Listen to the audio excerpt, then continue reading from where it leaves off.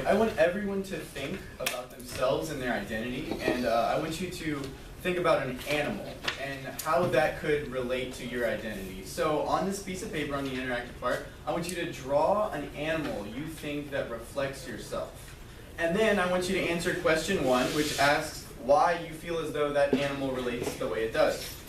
And so using that, I'm going to transition into my topic, which is, in the novel The Non-Existent Night, Italo Calvino uses metaphorical catalysts for character and plot development through the recurrent multitude of animals addressed in order to elucidate the challenge of individuality in a surrealist society.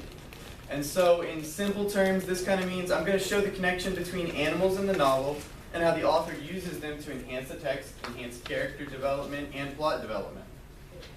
So my first point, my first main idea would just be the struggle for identity itself, and that how Calvino uses that progression of the characters relating to animals, or in Gurulu's cases, the assumption of that identity to for character development. In the first instance, it's going to be pretty obvious. It's in the text when he first assumes the very first animal, when he's first introduced to the text, when he assumes the role of a duck. And the way he acts so odd, and we're not really sure what happens. And so he uses this to kind of begin the transition of Gurulu's identity, and he uses this in such a way that when we think of ducks, it's not really a complex animal. It's kind of simple-minded. It's a beginning point. And then he transitions into the frog, where he jumps into the water, which is the second piece of evidence. And it talks about how suddenly the man pulled his head out of the water, and then on each reed leaf there was sitting a small, smooth green creature that we know from his onomatopoeia, gra, gra, gra, that it was a frog. And so the author uses this animal to show progression in the character's likeness to different personalities. So beginning with the duck and then transitioning into the frog, it kind of gives us a little information about Gurulu and then a little information about how he relates to those animals. The next one is a little more complex. So the next instance where he assumes the nature of another animal is when he assumes the nature of a horse. And this is when he is on his adventure with Adjuluth. And so in this example, it says a heavy gallop passes over the bridge. And then it talks about clutching the neck by its horse. Their two heads were so close, it was impossible to tell if the horse is thinking with the squire's head or the squire with the horses. And so when we think of horses, I think the author uses this as a complexity kind of statement. Because when we think horses, we think majesty, nobleness, especially with the time period. You think horses were a big deal. Charlemagne, he rode the largest horse in the land. It was a big deal to have that horse. And so using these animals and the assumption of those characteristics, that Gurulu kind of experiences a transition in character himself.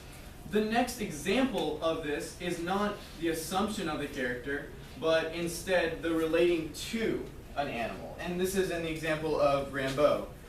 So he's a young warrior. He went to avenge his father, right? And then he is given a horse for battle. Well, evidence 1 from page 43 talks about him, yes, he spurred and spurred on the horse, but it did not budge. He pulled his bit, and it's now dropped. The horse gave a quiver of wood, and then he ends up dying. And so the relation to that horse's actions and Rimbaud's feelings is very important, because at that point in the story was when he had lost connection with Bradamante. Well, we had not known her as Bradamante. We knew her as the Periwinkle Knight at that point, but she had left, and he had lost connection with her, and he felt sad because he wanted to welcome their friendship, their relationship, and thank that warrior for doing what he or she did. We didn't know at that point. The next piece of evidence was a little more impactful, because it talks about Rimbaud riding and the clatter of the hooves, and it talks about a Moor. He looked around, reined in, then spurred to and followed. Now he was in the hills too. Rimbaud's horse was like an arrow. It seemed to be longing for the chance for a race.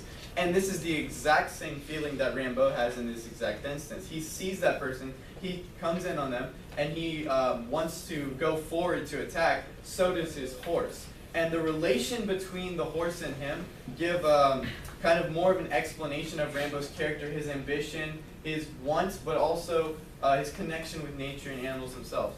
And so using animals in this instance, it characterizes the nature of the man as to being the progression of nobleness, I guess that's a good way to put it.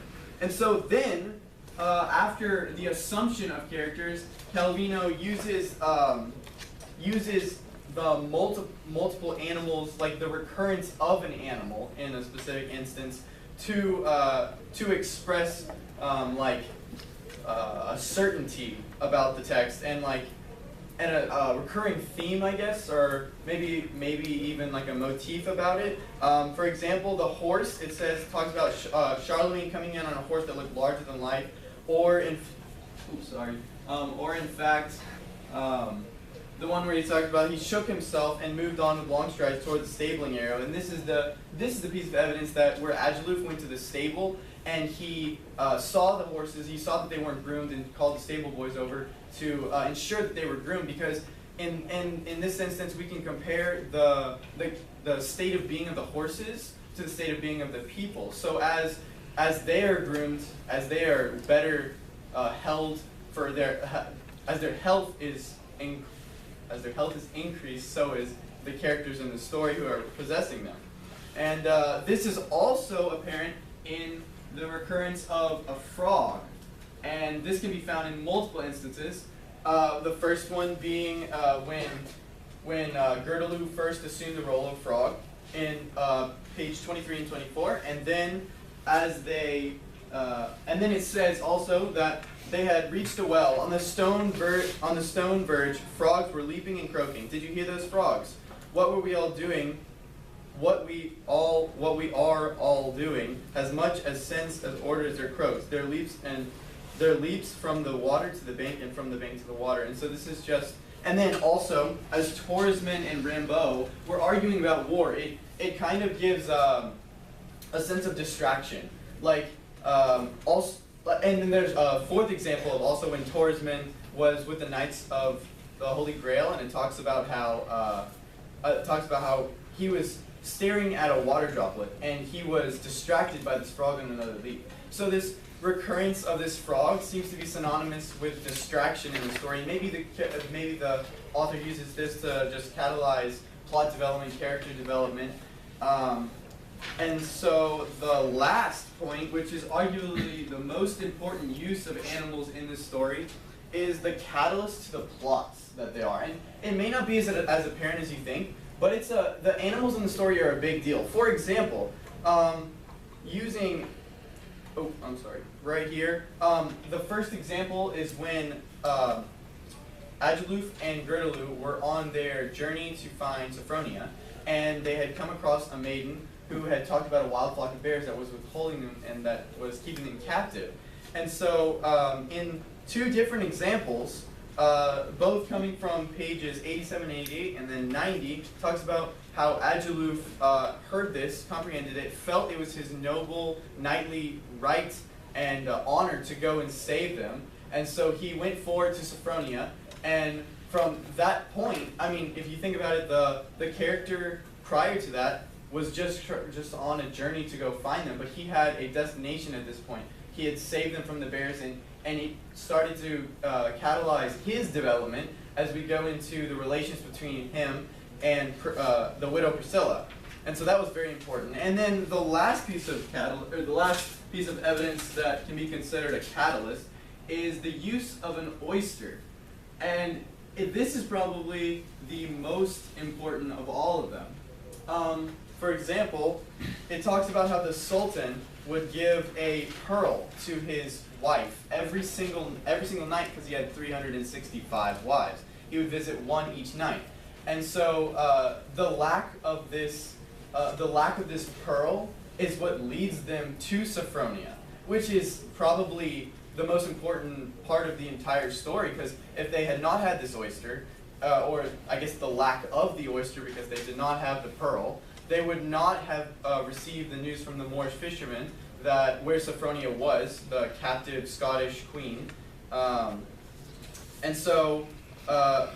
And so the royal blood of Sophronia was they knew her titles, they knew her names, and so using the Moorish text from not having that pearl, they were able to find her and then bring her back to the beginning. So to finish off this, I want you guys to discuss of the animals I discussed.